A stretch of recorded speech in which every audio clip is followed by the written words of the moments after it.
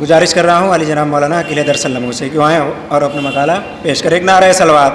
اعوذ باللہ من الشیطان الرجیم. بسم اللہ الرحمن الرحیم. انا اعطیناک الکوثر فصلی لربک وانحر انا شانیک هو الابتر. صلوات پڑھیں محمد وآل محمد.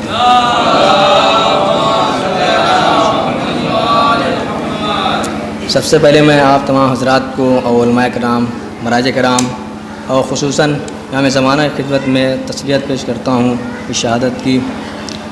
اور میرا جو مضمون ہے وہ کہ حضرت فاطمہ زہرا عالم کے لیے نمونۂ عمل ہیں. اس منصب سے میں نے کچھ باتیں عرض کرنا ہے آپ کے درمیان انشاءاللہ. یہ وہ پرآشوب دور جس میں ظلم و تشدد کا دور دورہ تھا، جس میں انسانیت کا دور دور تک نام و نشان نہیں تھا، جس زمانے کے ضمیر فروش بے حیا انسان کے لبادے میں حیوان صفت افراد انسان کو زندہ درگور کر کے فقر و مباحثات کیا کرتے تھے، جو عورت ذات کو ننگ و عار سمجھتے تھے. یہ تشدد آمیز ماحول جس میں ہر سمت ظلم و ستم کی تاریکی چھائی ہوئی تھی، اس تاریخ کو سر بخشنے کے لیے افق رسالت پر خورشید عصمت طلوع ہوا، جس کی کرنوں نے نگاہ عالم کو خیرہ کر دیا. اس منجلاب میں ایک گلاب کھلا جس کی خوشبو نے مشاب عالم کو معطر کر دیا. ایسے ماحول میں دختر رحمت للعالمین نے تشریف لا کر اس جاہل معاشرے کو یہ سمجھا دیا کہ ایک لڑکی باپ کے لیے کبھی بھی زحمت نہیں بن سکتی بلکہ ہمیشہ رحمت ہوتی ہے. لیکن وہ حقیقت فراموش اس حقیقت کو بھلا بیٹھے تھے کہ جو وجہ خلقت انسان ہے وہ بھی ایک عورت ہے. فاطمہ زہرا دنیا میں کیا آئیں، معاشرہ عرب میں ایک انقلاب برپا ہو گیا. اگر اس بات کی ان جملوں کے ذریعہ وضاحت کی جائے تو شاید غلط نہ ہوگا کہ گنگا الٹی بہنے لگی، آفتاب مغرب سے طلوع ہونے لگا، عرش فرش اور فرش عرش سے تبدیل ہو گئے. چونکہ ایسے پرآشوب ماحول میں امن و امان ہو جانا ایک ناممکن امر تھا. جو معاشرہ بیٹی کا وجود اپنے اوپر بار سمجھتا تھا، وہ معاشرہ آج بیٹی کو سر کا تاج شمار کرنے لگا ہے. جو سماج کل تک بیٹی کا منجلاب تھا، وہ سماج آج بیٹی کو گلاب سمجھنے لگا. گویا کل انسان تاریکی میں تھا، فاطمہ کی آمد نے ان کی تاریکی کو تنویر سے بدل دیا. اور زیادہ وضاحت کے لیے اس طرح تعبیر کیا جائے کہ فاطمہ زہرا باغ رسالت کا وہ تنہا ترین پھول ہے جس کی نظیر ناممکن ہے. پروردگار نے مردوں کی ہدایت کے لیے 1,24,000 انبیاء کو روئے زمین میں بھیجا. نبوت کے بعد سلسلہ امامت جاری کیا، لیکن فاطمہ زہرا سلام اللہ علیہ عالم نسواں کی تنہا ترین سردار ہیں. شاعر نے کیا خوب کہا ہے، اکلوتی فاطمہ ہے قسم لا شریک کی، اکلوتی فاطمہ ہے قسم لا شریک کی، قرآن مصطفیٰ میں اضافہ نہ کیجیے. یعنی جس طرح خدا کا کوئی ثانی نہیں، اس طرح فاطمہ بھی بے مثل ہے. جس طرح قرآن پاک میں اضافہ ممکن نہیں ہے، اسی طرح دختر رسول بھی یکو تنہا ہے. شاعر نے آواز دی کہ آپ ہی سورہ کوثر کی فقط ہیں مصداق، بیٹیاں چاہے بناتی رہے تاریخ ہزار. تاریخ فاطمہ کے سوا 3 بیٹیاں کیا اگر 1000 بیٹیاں بھی بتاتی رہیں تو سورہ کوثر بھی فاطمہ کی توصیف کرتا رہے گا. یہ سورہ ایسا ہے کہ جن حضرات کو اپنے فصاحت اور بلاغت پر ناز تھا وہ بھی اس مختصر سورہ کے آگے منہ کی کھاتے نظر آئے. یہ ان کا ذوق شاعری تھا کہ ایک مصرع کا اور اضافہ کر دیا، انا اعطیناک الکوثر فصلی لربک وانحر انا شانیک هو الابتر ما ھذا کلام البشر. یہ کلام کسی بشر کا نہیں ہے بلکہ اسے تو خالق بشر کی جھلک آ رہی ہے. چونکہ عرب کے بدوؤں کو عورت کی قدر و منزلت معلوم نہیں تھی، اس عدم عملی علمی کی بنیاد پر عورت کو ہر وراثت سے محروم کر دیا گیا اور جعلی حدیث لا کر خرافاتیاں شروع کر دیں کہ رسول فرماتے ہیں کہ ہم گروہ انبیاء نہ تو کسی کو وارث بناتے ہیں نہ کسی کے وارث بنتے ہیں. لیکن دختر رسول نے باغ فدق کے مسئلے میں قیام کر کے یہ سمجھا دیا کہ اسلام نے عورت کو بھی وراثت سے محروم نہیں رکھا ہے بلکہ اسلام میں عورت کا حق ہے اور ایک مقام جو چونکہ فاطمہ زہرا رسول اکرم کے دہن مبارک سے یہ سنا تھا کہ اے میری بیٹی فاطمہ، مجھے پروردگار نے حکم دیا ہے کہ میں باغ فدق تمہیں بخش دوں. اب دنیا چاہے وراثت کے سلسلے میں چاہے کتنی بھی حدیثیں گڑتی رہے، فاطمہ زہرا رسول سے اس قدر محبت اور شفقت سے پیش آتی تھیں کہ رسول فرماتے نظر آئے، فاطمہ ام ابیہا، فاطمہ اپنے باپ کی ماں ہے. رسول جب فاطمہ میں ماں والی شفقت دیکھی تو ماں کہہ دیا، شاید اسی وجہ سے رسول فاطمہ کی تعظیم کیا کرتے تھے۔ اب اعتراض کی گنجائش باقی نہیں رہتی، چونکہ ماں کی تعظیم واجب ہے، لیکن ہو سکتا ہے کہ یہاں ایک سوال سر اٹھائے کہ رسول نے فاطمہ کو ماں جو کہا وہ مجاز کہا کہ حقیقت میں ماں تو نہیں بن گئی، بیٹی ہی رہیں گی، اور بیٹی پر باپ کا احترام واجب ہوتا ہے، نہ کہ باپ پر بیٹی کا۔ اور یہاں منظر بالکل برعکس نظر آ رہا ہے۔ اس جگہ پر آپ کا اعتراض بالکل صحیح ہے، چونکہ منظر واقعاً برعکس ہے، تو سن لیجئے۔ نہ تو رسول فاطمہ کی عزت بیٹی کی حیثیت کرتے تھے، نہ ماں کے کہنے کی وجہ سے احترام کرتے تھے، بلکہ رسالت، تعظیم، عصمت کے لیے کھڑی ہوتی تھی۔ رسول اسلام فاطمہ کی توصیف میں گویا ہے۔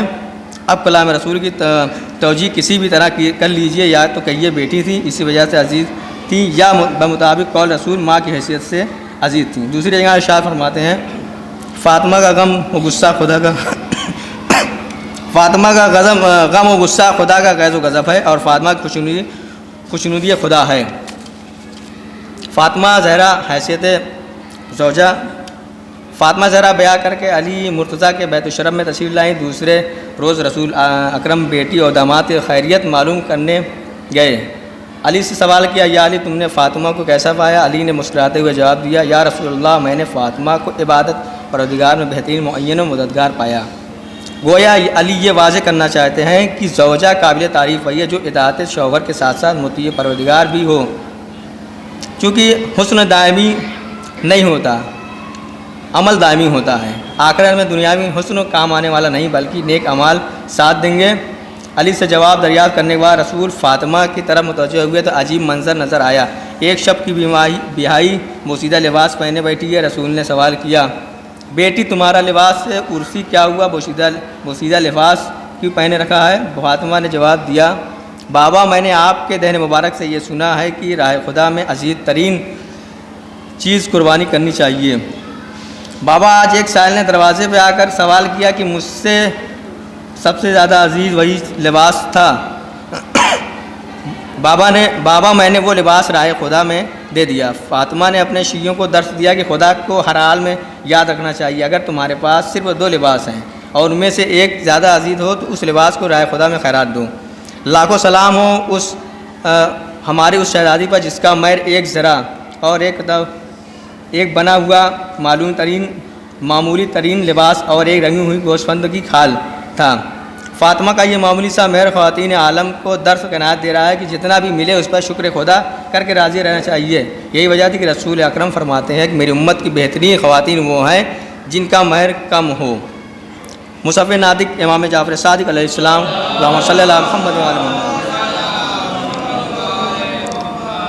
کسی خاتون کا مہر زیادہ ہونا باعث فضیلت نہیں ہے، قابل مذمت ہے، بلکہ مہر کا کم ہونا باعث عزت اور شرافت ہے۔ لیکن ہزار حیف امت رسول کو کیا ہو گیا، بیٹی کے گھر والے یہ سوچ کر مہر زیادہ معین کرتے ہیں کہ مہر زیادہ رہے گا تو لڑکا اس کے وزن میں دبا رہے گا اور ہماری لڑکی طلاق سے محفوظ رہے گی۔ اور جب مہر معین پر لڑکے سے معلوم کیا جاتا ہے تو کیا تم اس مہر پر راضی ہو، تو لڑکا یہ سوچ کر جواب ہاں میں سر ہلا دیتا ہے، دینا تو ہے نہیں، معاف کر دیا جائے گا۔ لیکن عزیزو، مہر واجب ہے، صرف سر ہلانے سے کام چلنے والا نہیں ہے، بلکہ عمل کا جامہ پہنانا واجب و لازم ہے۔ جس طرح فاطمہ کا مختصر تھا مہر، اسی طرح جہیز بھی مختصر سا تھا۔ اس زمانے حال کے اعتبار سے تو بہت ہی کم نظر آتا ہے۔ یہ بات صحیح ہے کہ زمانے کے کچھ تقاضے ہوا کرتے ہیں، وقت بھی کچھ کرتا ہے، لیکن اساس شریعت اسلام عقل اور شعور ہے کہ کسی بھی حال میں عقل سلیم اس بات کے آگے سر تسلیم خم نہیں کرتی کہ اپنے دولت خانے کو غریب خانہ بنا کر دوسرے کے دولت کا قدے کو دولت بنا دیا جائے، گھر کو دولت قدہ بنا دیا جائے۔ بلکہ زمانہ اور وقت چاہے کتنا ہی چیخے چلاتے رہے، عقل کا تقاضا یہ ہے کہ خوش و خرم اپنی حیثیت کے مطابق لڑکی کو جہیز دیا جائے۔ ہمارے معاشرے میں مثال مشہور ہے، پیر صرف اتنے ہی پھیلایا جائے جتنی وسعت چادر میں ہو۔ اگر وسعت سے زیادہ پیر پھیلائیں گے تو اس کا نتیجہ واضح ہے۔ آخری فاطمہ زہرا بحیثیت مادر، چونکہ پروردگار عالم کا یہ مصمم ارادہ تھا کہ پیشوائے دین اور خلفائے رسول صدیقہ طاہرہ سلام اللہ علیہ کی نسل سے ہوں، اس لیے آپ کی سب سے بڑی اور سخت ذمہ داری تربیت اولاد تھی۔ تربیت اولاد ظاہر میں ایک مختصر سا جملہ ہے، لیکن اس میں بہت مہم اور وسیع معانی مخفی ہیں۔ تربیت صرف اس کا نام نہیں ہے کہ اولاد کے لیے لوازمات زندگی اور عیش و آرام.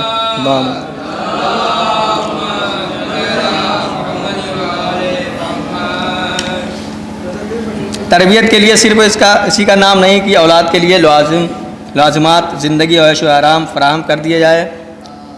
چونکہ ہمارے یہاں آج کل تو تربیت کے نام پہ موبائل دے دی جاتی ہے بچوں کو، تب کھانا بنایا جاتا ہے. ایسا نہیں ہونا چاہیے، بلکہ بچوں کو ٹائم دینا چاہیے ہمیں، چاہے ماں باپ ہوں چاہے اور ہوں. لیکن ایسا ہوتا ہے کہ لوگ موبائل کو پکڑا کے بچوں کو کھانا بنانا کوئی اور کام کرتے ہیں. ایسا نہیں ہونا چاہیے، بلکہ بچوں کو ٹائم دینا چاہیے. ہمارے پاس ٹائم نہیں اس وقت، بالکل ہم بچوں کو ٹائم دے دیتے ہیں، موبائل پکڑا دیتے ہیں، ادھر ادھر کر دیتے ہیں، اس کے بعد اپنا کام کرتے ہیں. بلکہ یہ لفظ والدین کو ان کے ایک عظیم وظیفے کا مسئول قرار دیتا ہے. اسلامی نقطہ نظر سے اولاد کا کسی عہد پر فائز ہونا بھی تربیت والدین کا منت ہے. فاطمہ اس بات سے بخوبی واقف تھیں. انہوں نے اماموں کی پرورش کرنی ہے، ایسے بچوں کی پرورش کرنی ہے کہ اگر اسلام سلوک سے محفوظ رہتا ہے تو سلوک کریں، اگر اسلام کی حفاظت جنگ کے ذریعے ہو رہی ہے تو جہاد فی سبیل اللہ کے لیے قیام کریں. چاہے ظہر سے عصر تک بھرا گھر اجڑ جائے لیکن اسلام پر آنچ نہ آئے. اگر اسلام ان کے گھرانے کا برہنہ سر ہونے سے محفوظ رہتا ہے، سر کی چادر کو عزیز نہ سمجھیں. عزیزوں دوستو، فاطمہ ان کو فکر خواتین میں سے نہیں تھی کہ جو گھر کے ماحول کو معمولی شمار کرتی، بلکہ آپ گھر کے ماحول کو بڑا اور حساس گرا قدر کرتی تھیں.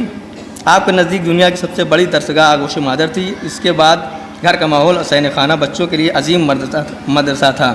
ایسا نہ ہو ہم خود کو ان کا شیعہ شمار کریں لیکن ان کی سیرت سے دور دور تک تعلق نہ رہے، ان کے احکام و فرامین میں پشت نہ ڈال دیں. پروردگار ہمیں سیرت اہل بیت علیہ السلام پر عمل پیرا کرنے کی توفیق عنایت فرما. السلام علیکم ورحمۃ اللہ وبرکاتہ.